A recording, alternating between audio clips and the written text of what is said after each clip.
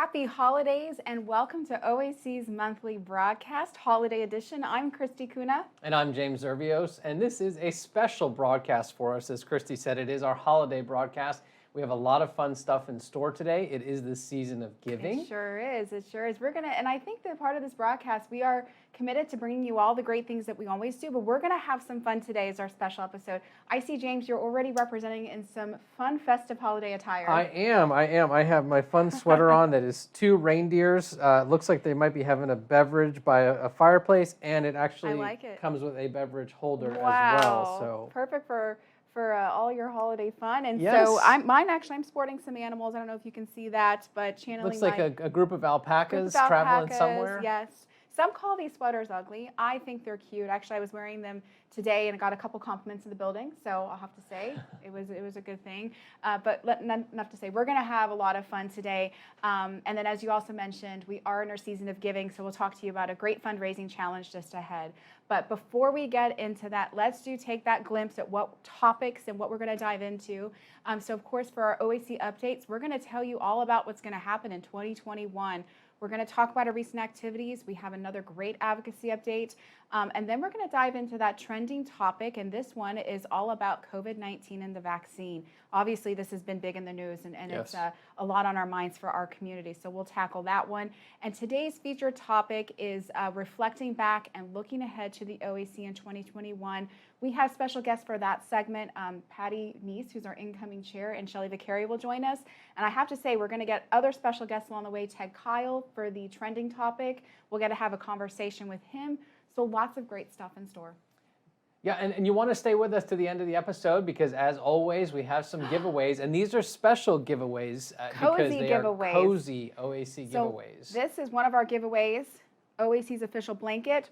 Beautiful logo. You won't want to miss out on this. And we also have OAC's very official fleece, perfect for those cozy winter days that are ahead, perfect for the holidays. So what you're going to want to do is comment in the feature, and we will go ahead and draw it random at the very end of the broadcast. So hopefully you are a lucky winner of one of those great cozy giveaways. Yeah, and this is a very excited time of year, and at the holiday season, we want to have a little bit of fun. So before we get started, Christy, let me ask you some questions about the holidays. Ooh, okay. and you can ask me some too. But I guess I'll start out with, what are your favorite color holiday lights? Ooh, so the great light debate, right? That's something that I think happens in a lot of households. So for us, we're doing a mix of it. So on my tree at home, I do white lights. But on my house, I do red because that's kind of a tradition growing up. My dad always did red lights on the house. But my daughter, I have to say, does do the multicolored light. So I have tried my best to integrate all of that into my holiday flair. What about you? What's the debate look like in your house? You know, I love colored lights. I have colored lights on the outside, and then our tree actually goes between colored and white lights. So depending on what mood you might be feeling, you can change it up a little bit. Very, very fancy. Very. So shifting gears, you're a holiday guy, you're a movie guy, you're a movie buff for the holidays. I know movie time is a big thing. So what would you say is your very favorite holiday movie, if you can narrow it down? Wow, I think, when it comes to, so you might be hearing a little bit of thunder. It wouldn't be the holidays in Florida without some thunder in the background. So if you're hearing that, right. we apologize. We did schedule good weather, but things happen. So I think favorite holiday movie, there's no other movie that comes to mind in the Christmas season than Die Hard. I think for me, that is my favorite holiday film. Well, that certainly is one that maybe some can resonate with. But yeah, that's definitely one that I've heard of as a favorite, but I never understood it. But good for you. Well, about a year ago, Bruce Willis came out and said that it's not a holiday movie. A lot of people disagree with you. Bruce, if you're watching, I'm one of them. I bet he is. He might be watching. I don't know. I think it's a great holiday movie. Maybe we should tweet him.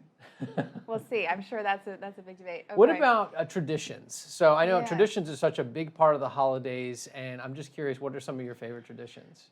So for us, we really do mix it up, I would say. But one of my favorite traditions is getting that freshly cut Christmas tree from going to a tent here in Florida, and we choose it. And I know the artificial tree versus real tree is always another debate in the households, but we've always stuck with that real tree, and I think I'll continue to do that.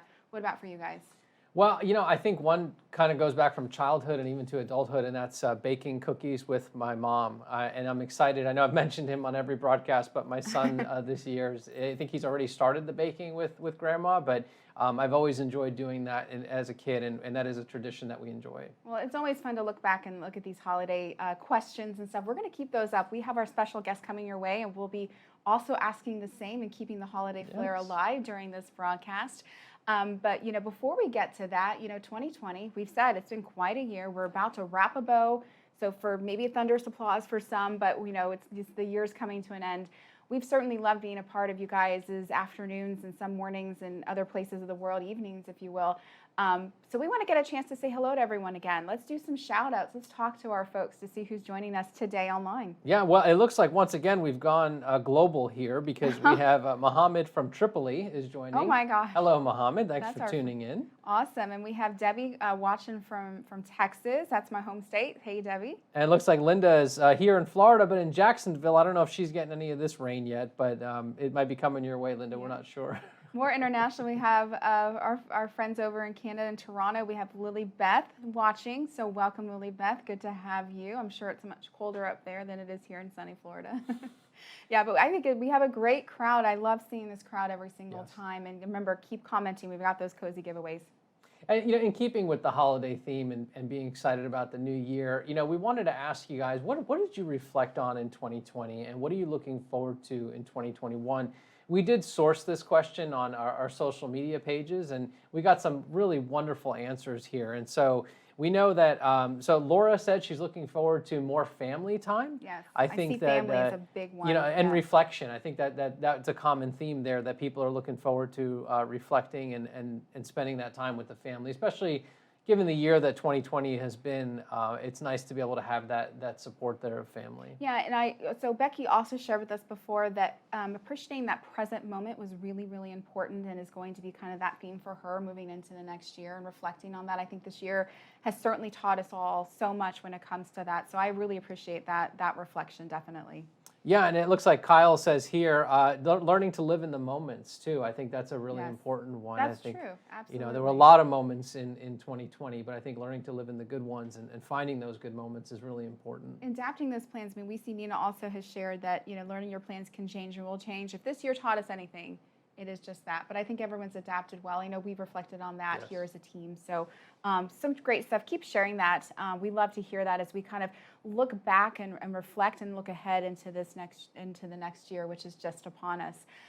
So jumping ahead in that, let's do our OAC update. Yes. So traditionally, we give you this news and what's latest in the news, but we wanted to take just a little bit of time to tell you guys a little bit about what's going to be happening coming up in 2020. We as an organization do a lot of strategic planning, and I think we've already been starting this process, and the first quarter of the year looks like it's going to be a busy one. Yeah, 2021 is definitely shaping up to be another busy year for OAC. So right out of the gate in January, we're going to have our annual planning retreat. This is where the OAC Board of Directors gets together and really lays the groundwork for the next year. We're also going to welcome Patty Nece as the new chairwoman of the OAC, and she's actually going to be a special guest with us on a little bit later. The OAC will also be launching a weight bias campaign in January, which is very exciting, the Stop Weight Bias campaign. Little teaser there. Stay tuned. We're going to have some special stuff coming up in early January regarding the campaign. And then, of course, Obesity Care Week, which will take place February 28th to March 6th.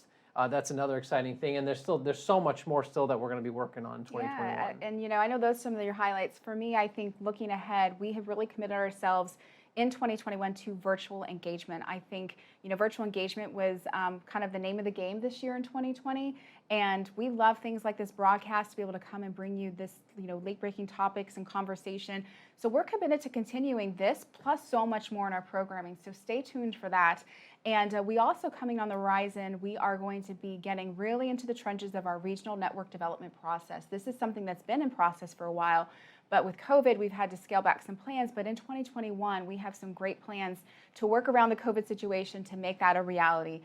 So stay tuned for that. And it's also important to note, we have those big things happening on OAC's website that gets tons of traffic. It's a great resource. And so what we're doing with that is making all of our education and support tools easier to find than ever, more consumable. And I know that's something that's going to keep us quite busy come the new year. Yeah, I think what's so important about those last two specifically is those are things that you all have asked of OAC, Yeah. right? So we've gotten so many inquiries into how do I get involved in my local community? What can I do at the ground level?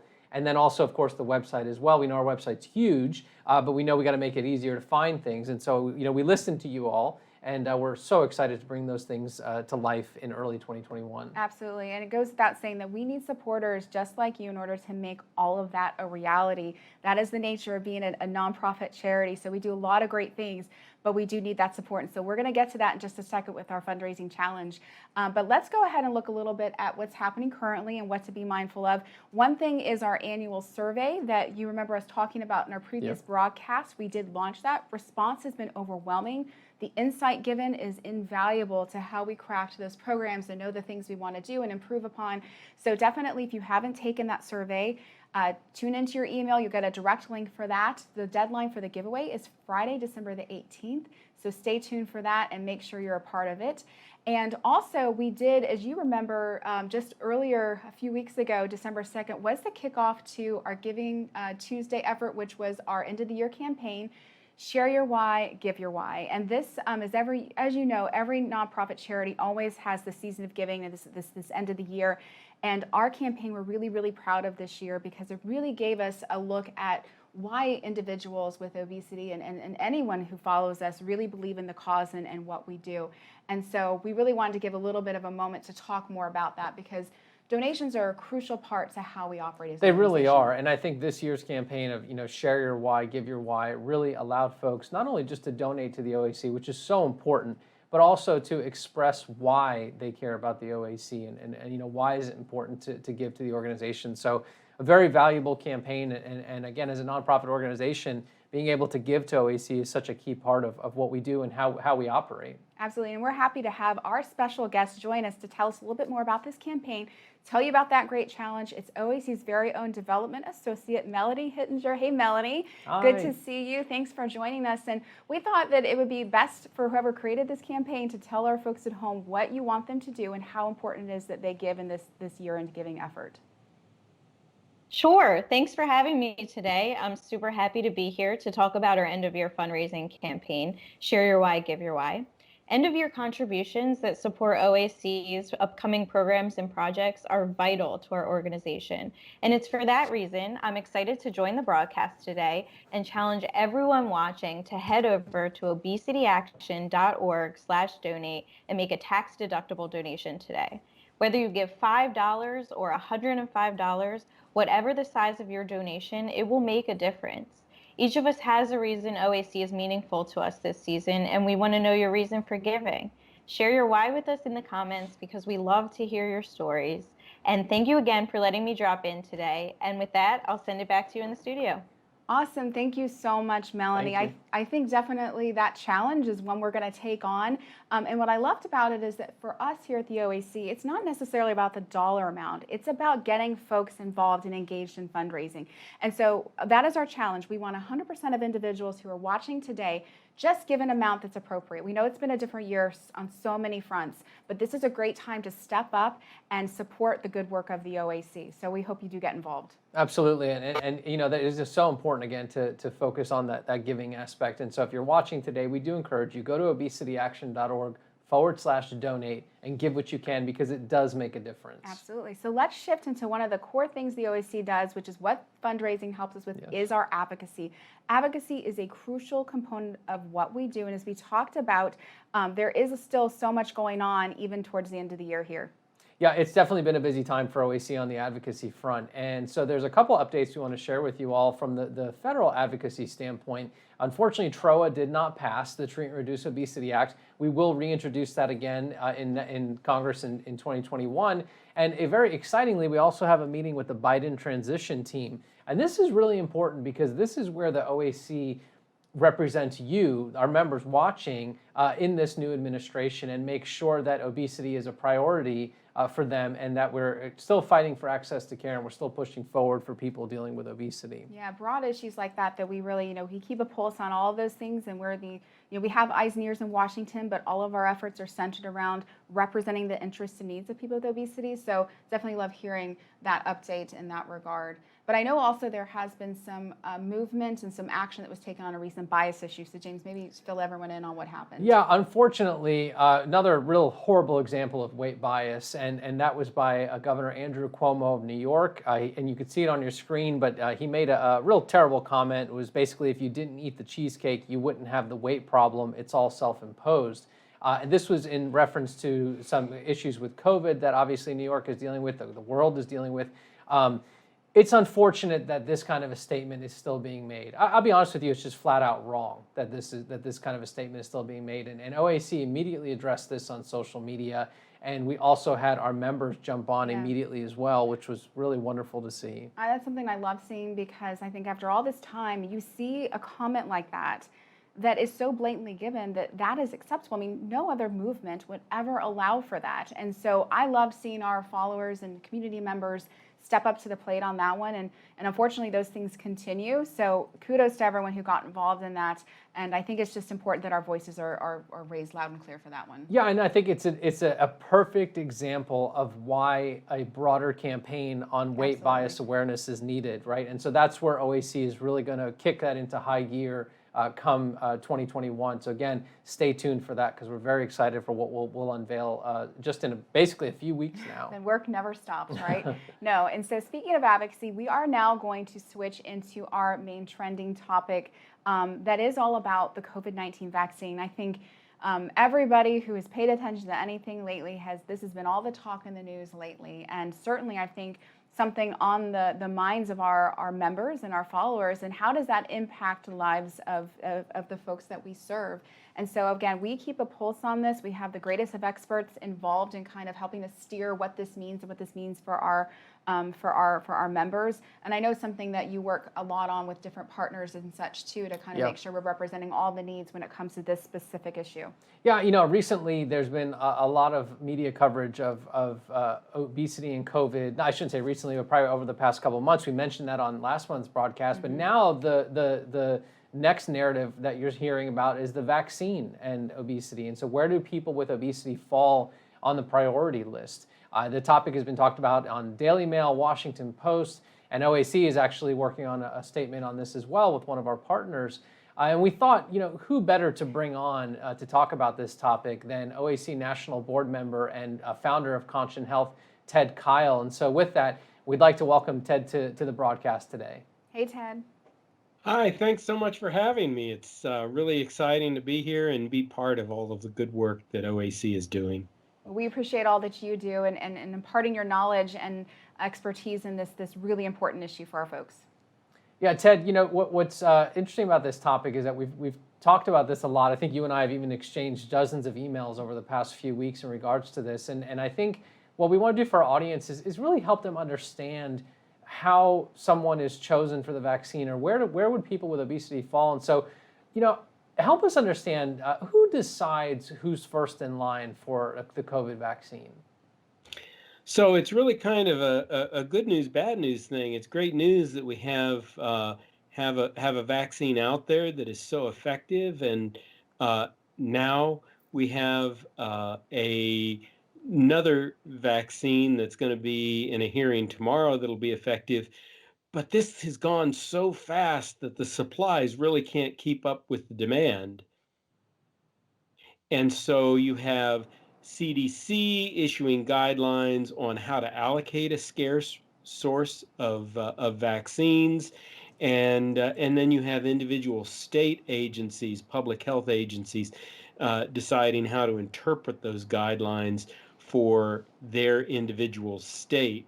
And by and large, that's boiled down to sort of the first line being residents of elderly residents of long-term care facilities, medical staff caring for those people, and long-term frontline medical care workers. And then after that, the high priority is folks with pre-existing conditions like obesity that put them at risk for severe COVID-19.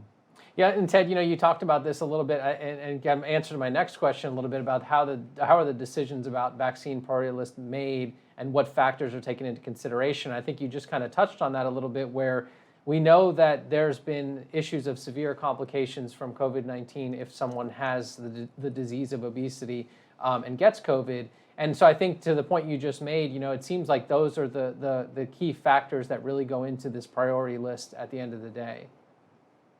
That's right. And one thing that was kind of unfortunate, and it happened first in the UK because they had their vaccine, the Pfizer vaccine, approved first, and they started administering doses first.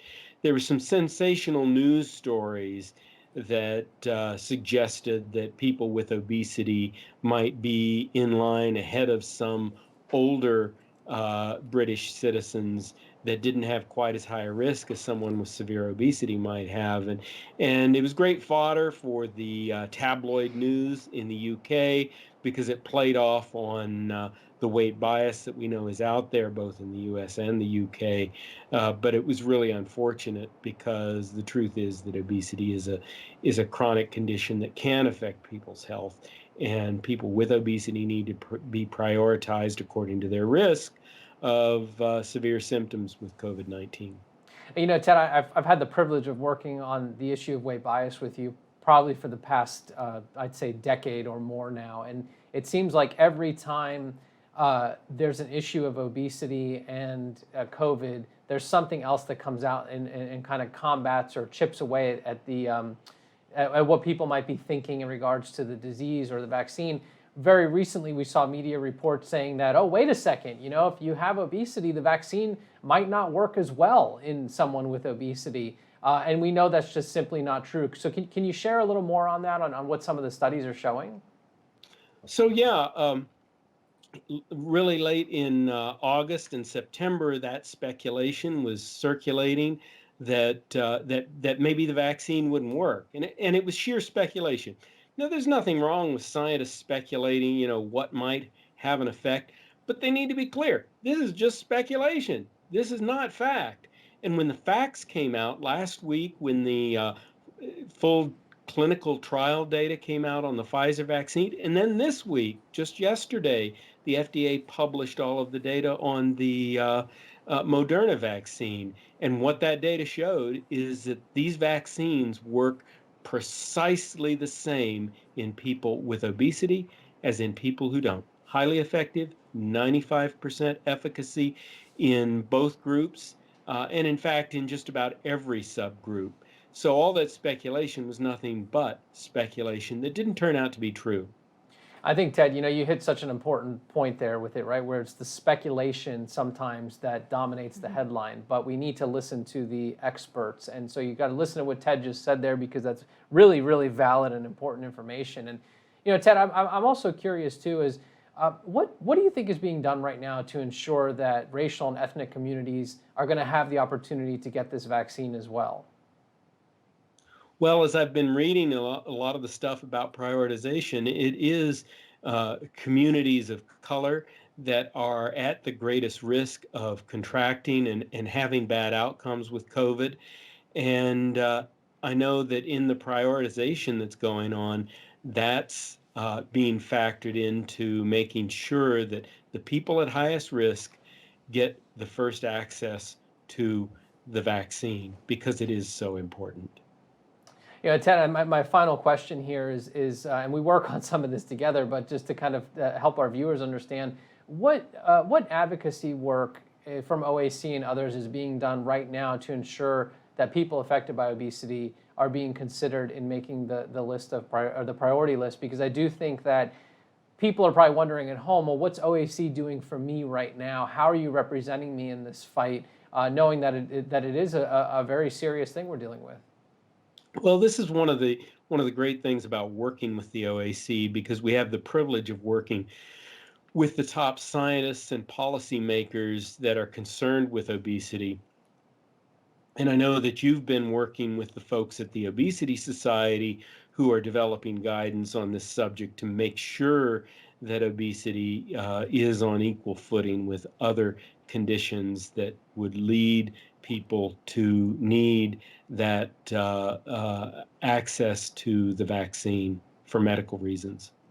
Yeah, Ted, I think all of these points that you shared today were so incredibly valid, and I think if I can summarize it, and I want you to share your final points as well, but I think we talked about the effectiveness of the vaccine, especially for people that are dealing with obesity. People with obesity need to be included in these conversations when it comes to prioritization. And then the fact that we, the OAC, are paying very close attention to this for our members out there, making sure that they're being represented in this. And Ted, please add anything that we may have missed there as well. No, I think you really covered it well. And what I would say, the only thing that I would say in addition is that in all of this, the important thing for me and you and anybody else who is concerned with, affected by obesity, is to make sure that you get the care that you need, because although obesity can put you at a higher risk, if you are getting the care you need and managing obesity, then that, we know, moderates that risk. And that's the best thing that you can do. Well, Ted, thank you so much for taking the time to talk with us today. It was extremely valuable, and we hope that we've shed some light on this topic for those watching. And know that OAC is representing you. Us, the OAC here, and people like Ted, we are fighting for you, especially in this fight right now. Yeah. Thanks so much. Thanks, Ted, so Thanks, much. Ted. We hope to have you back on another broadcast. I'd love that. Thank you, Take Ted. us up on that. Thanks so much. Well, certainly, I think that hopefully that helped answer some really a lot of questions that are on a lot of folks' minds. As Ted mentioned, the information is ever changing, it's ever flowing. I think it is important to know that OAC is the group that is paying attention to this on behalf of folks affected by obesity. I think if we didn't exist, who would be representing those individuals? And so I'm happy that OAC can have a seat at those important meetings in the table and to keep a pulse on that. Absolutely. Yeah. But yeah, I definitely think that more to come on that crucial issue, and lots more in store as we head into 2021. So speaking of heading into 2021, we're going to segue now into our featured topic, which is all about reflecting back and looking ahead to the OAC in 2021. I think this is what we are really looking forward to, is to be able to really have that time to think about all the great work that we've done, but also forge ahead into a new year. And with the new year also comes, as we mentioned, that changing leadership. It's bittersweet for us because, we certainly have enjoyed the tenure and Shelley's reign as chairwoman, and she's not going away by any stretch. She's going to definitely be a proud supporter of ours. But we're going to pass the torch here to Patty Nece, and we're going to have both of them join us here in just a second and be part of this conversation. And it's a great time to reflect, right? It is. And what's so special about having Patty and Shelley on today, especially from the chair perspective, is a lot of organizations. I think people think sometimes that you have the board and then there's staff and there's not much interaction, Yeah. right? So the board is So is a bunch of folks that don't really work a lot with the national office. That is not the case with OAC. I mean, I think that I can speak for the both of us when I say we probably email Shelley and Patty 15 to 20 times. They probably get an email from me and think, oh my gosh, what does he need now? But well, and these are volunteers of ours, and so definitely it's something worthy to note that they give their time so generously, and I think they're both ready to have a personal conversation with us, to give us a chance to get to know a little bit more about Patty coming in and hear from Shelley once again. Shelley, welcome back to OAC's broadcast, and Patty, welcome for the first time. You picked a great time, the holiday special episode here. Thank you. I'm excited to be here. Hey, so glad to have me back. Yeah. You both look great. You're channeling some different festive wears, so I think you got the memo, right? You look beautiful. Awesome. Now, before we get started, we want to have a little bit of fun with you guys, and Christy and I ask these questions as well. So if you want to take the first one, I'll take the second one. How about that? Sure. In the spirit of our special holiday episode, we're going to give a little introspect to kind of what your holidays look like and around you. So let's start, and you guys can each answer this question because it's the great light debate. What color holiday lights do you each prefer? Shelley, we'll start with you. So on my tree, I prefer multicolored, and I don't decorate the outside of my house because I literally live next to 3 Clark Griswolds. My neighborhood glows. I really do think they can probably see us on a satellite image from space. We're that bright. When you go out, it's like daylight. So I don't bother doing that outside. I just enjoy theirs, and they can pay the electric bill for that. Sure. And I have my multicolored on the inside. Good stuff. So Patty, what about you? What's the debate look like for you? This isn't really a color, I guess, but tacky. The tackier, the better. Love it. I don't put up my own Christmas tree because I have a cat. And, Makes sense. you can imagine what might happen with that. But a very good friend of mine and I try to troll the neighborhoods every holiday season, and look for the tackiest decorations we can find.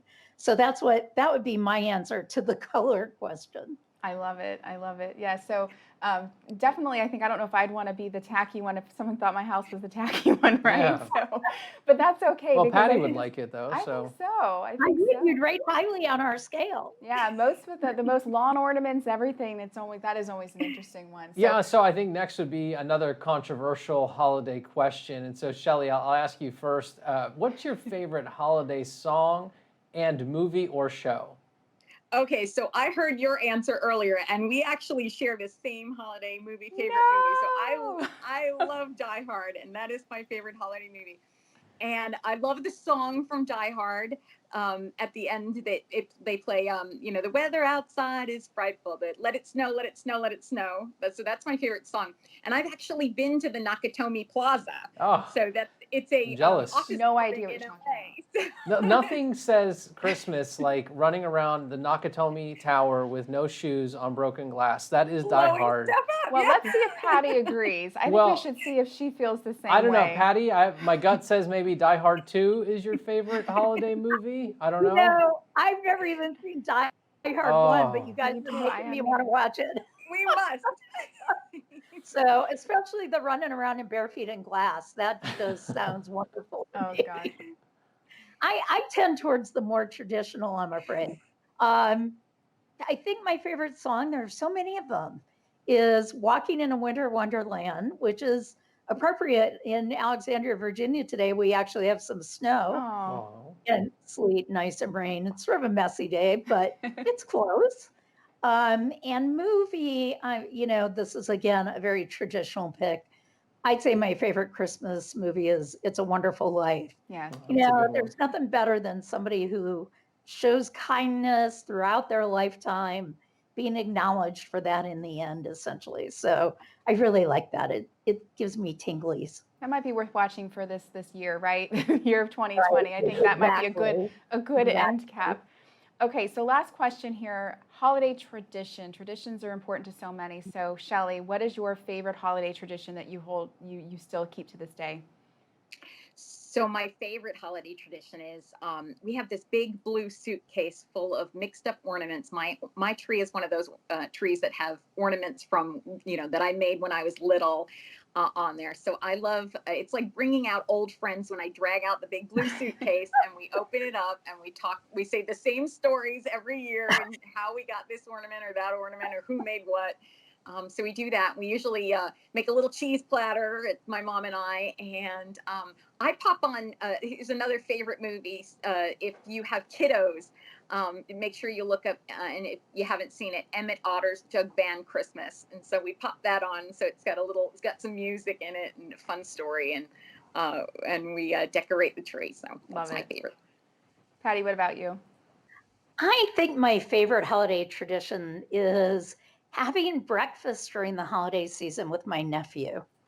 It's something we've developed. He's an adult now, and it's great. It's great fun. It gives us a chance to just get together and talk. And we're actually going to do it we're not going to be together physically this year, unfortunately, but we've already decided we're going to continue the tradition on Zoom.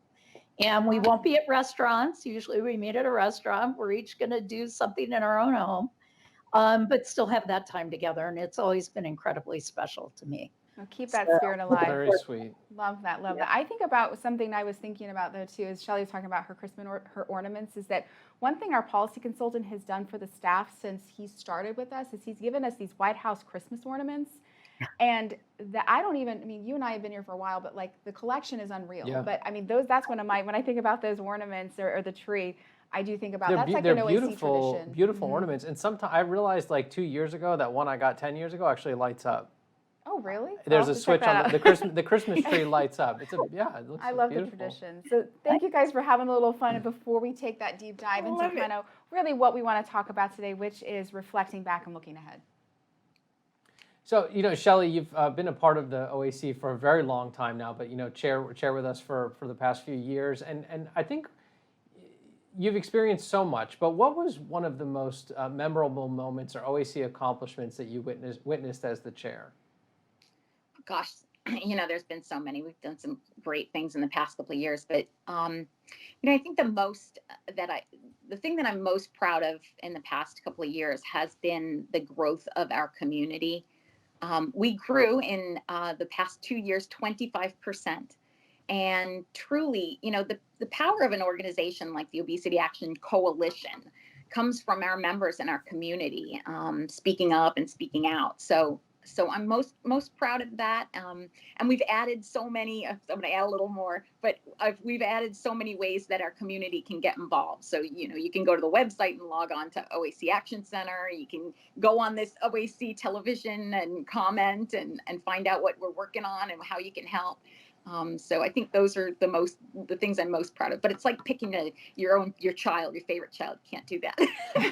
Well, and I think you brought up some really great points there about, especially this year, about OAC improving its accessibility to members and to the general public as well, right? And so, how do you interact with us in a year of little interaction, I would say?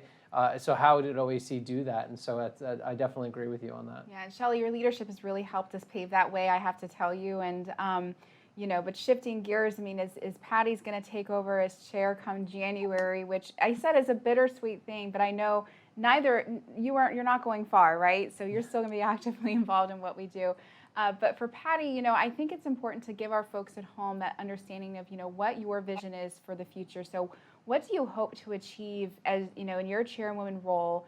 What do you hope to achieve, and what are you most excited about in the years ahead? I think that we are a strong community, and I want to continue the goals we've set out for ourselves, including reducing weight bias and creating better access to people for science-based treatments for people affected by obesity.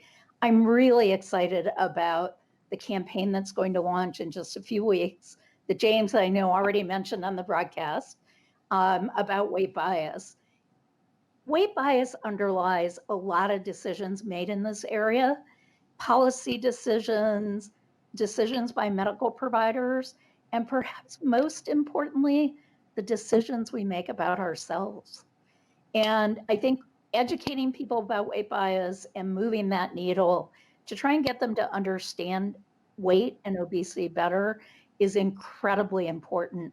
I also think, as your prior guest, Ted Kyle, pointed out, was the impact of COVID and people affected by obesity, and how important it is for people who want treatment to get it and to make treatment available to people to address their obesity. And I really want to push hard on that in this coming year. I think we have some opportunities opening up, and I'm excited about those opportunities.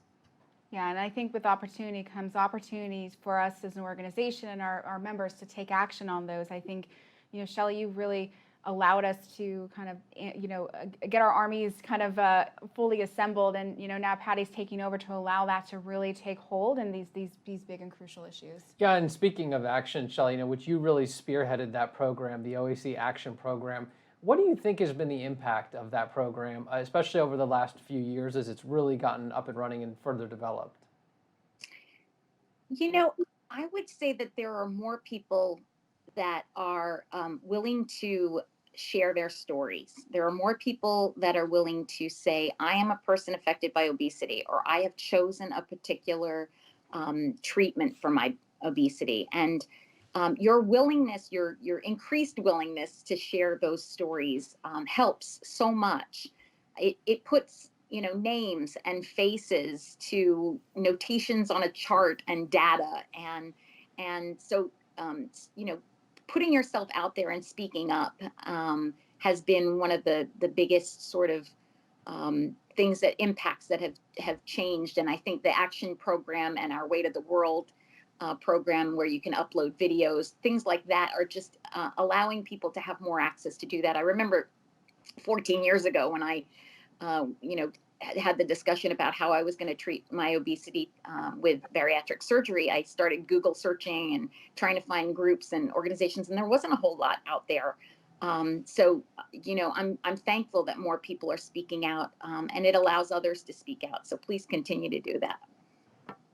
Yeah, I think that's so valuable when you think about that, is that I think the number one thing that we always hear that leaves the biggest impression on somebody is the personal story.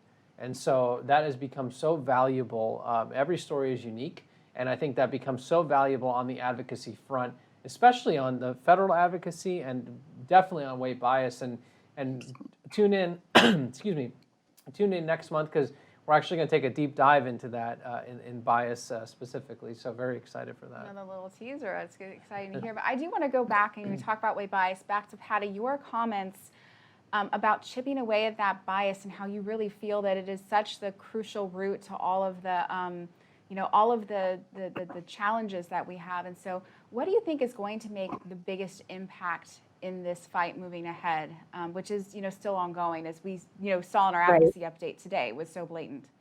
Right. I honestly, I think it's what Shelley and James have already mentioned. It's telling our personal stories. I speak around the country. Well, now it's more virtual than actually going to these places, but I speak a lot about weight bias and the impact it's had on my own personal life, and how I essentially became my own worst bully because of all the bias I had been, and discrimination and ridicule and bullying that I had been subjected to all my life. So, and what I find is that most people don't understand. There are so many good people out there, and they don't understand until they learn. They hear from someone who's actually been impacted by weight bias, and it's like the cloud drops from their eyes, and you start seeing it all over society. I mean, Governor Cuomo's comment is just the tip of the iceberg. So I think that's is always going to be important to any of our efforts. I'd also like us, there have been some efforts in different states to pass legislation, to pass laws that make it illegal to discriminate against people based on body size. And I would love for those efforts to move forward too. And I think that could have an impact. And third, educating medical professionals is really important. One of the biggest complaints we get at OAC, on our bias reporting tool, you can actually, if you've experienced weight bias, you can go to our website and report it to us. And the number one complaint we get is bias experienced in the medical setting. And I think continuing to educate doctors about the science, and other medical professionals too, about the science of obesity and the harms that weight bias causes is very important, can help move the discussion forward as well. Absolutely. I think I couldn't have illustrated that any better, is to think about, what it's going to take to really move that needle as we talk about. And, I still go back to Shelley's kind of, legacy in action. I think that's going to be a crucial part in all those issues you pointed out. So. Yeah, and Patty, as the torch gets passed and you look ahead to the beginning of your term, is there anything you want to say to those that are tuning in today to expect, or anything you want to share with them? Well, as we mentioned, under Shelley's leadership, we've grown our community even more. And I think it's a very strong community. And what I hope more than anything is that we continue to grow that community and offer the support and empathy and information and everything that people affected with obesity needs. when you asked me the question about the holiday song, I briefly thought about Rudolph the Red-Nosed Reindeer as being one of my favorites. And I think the reason it is that many of us, because of our weight, have felt like that outsider and not accepted, and having to perhaps prove ourselves in extraordinary ways to be accepted. At the OAC community, you don't have to prove anything. You just have to be yourself. And I think that we want to be a home for people. And I think that's important for everybody to know, that you have a safe place at OAC to come and talk, join in our community discussion boards, that sort of thing. And I also, before this ends, have to thank Shelley for her 3 years of just outstanding leadership. It has been a pleasure working with you.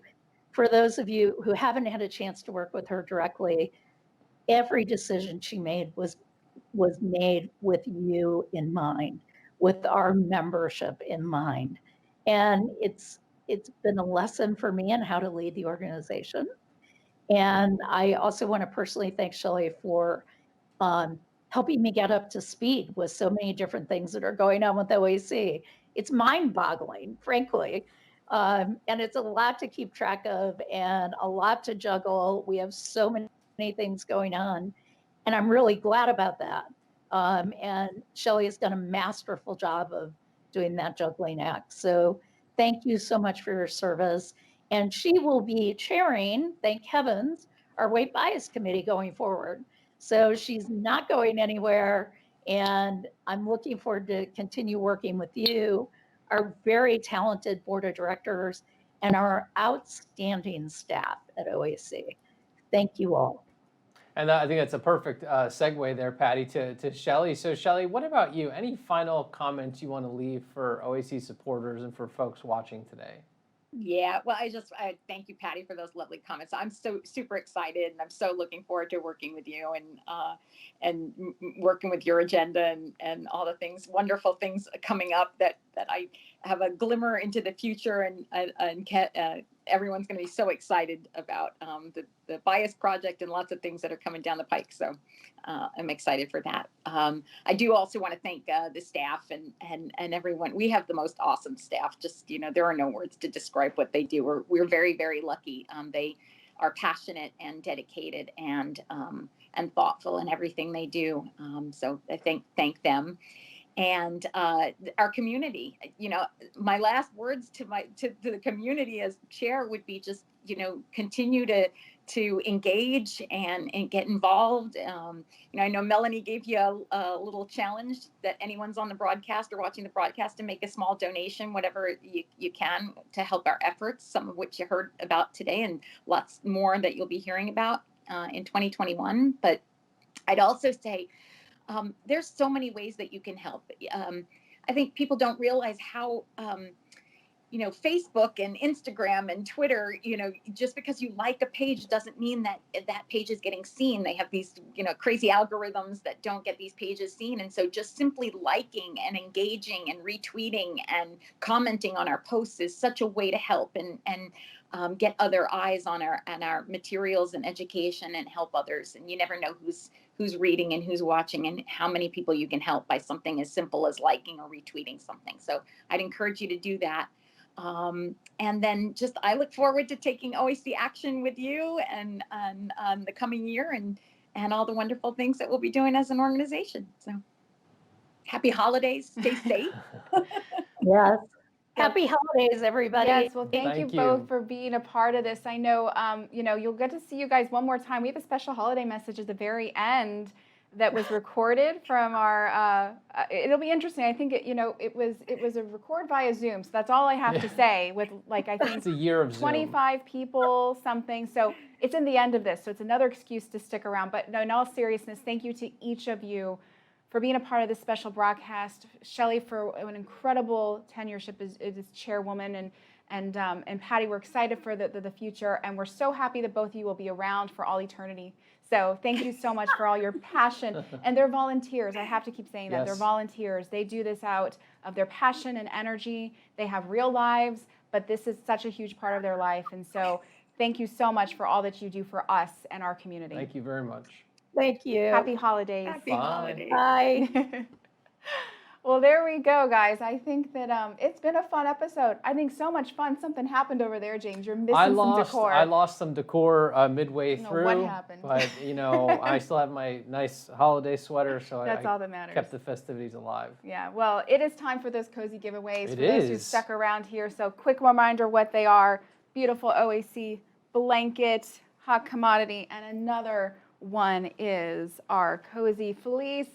So we have 2 lucky winners that were drawn at random. The first is Suzanne Taylor. Congratulations, Suzanne. You're the lucky winner of one of our giveaways, and we're going to message you to get all your information to send it over to you. And it looks like Rocky Lucas, you Oh, are a winner Rocky. as well. So congratulations on that. We'll be getting in touch with you for your cozy giveaway as well. Yeah, and just one more plug, as Shelly also reminded, which we appreciate, it is our end of the year. That challenge remains. There's still time to go to obesityaction.org/donate. Give even $5, $2. It doesn't matter. Everything helps. Yeah, Everything helps. that's what's important, is that being a part of what we do, and it is so appreciated from all of us to you. Absolutely, and we're so excited for our next broadcast, which will be on January 20th, so we don't want to forget about that. Definitely some more thought-provoking topics and a lot of cool stuff. Some stuff will have actually even launched by then. So I think so, and you definitely want to stay tuned to a lot of your channels, your email, and lots of great updates. We're going to have some special things coming your way, special events, if you will. So you see there all the ways you can stay connected to us during your downtime. If this is the first time that you're getting to know us, explore more of what we do. We will continue this work throughout the year. The work is not over, but certainly we appreciate everyone from tuning in today from near and far, different times of the day. all around the world. It's remarkable to see that. So, but this has been so much fun, James. Thank you for co-hosting on this beautiful festive set and your festive decor. I think Well, you brought I it. very much, hope we get picked up for a second season in 2021. We have a lot of offers on the table from networks, and so we're looking through them right now, and we're going to take them all into consideration. Yeah, so hopefully we do get picked up for another season. So from us to you and your families, we want to thank you for joining us and wish you the happiest and warmest of holidays wherever you are. And we certainly hope that you will continue joining us next year. Lots, as we said, is in store. So with that, And we wish you a happy holiday, and we have a very special message from the OAC board and staff, and you can see it right now. Happy holidays, everyone!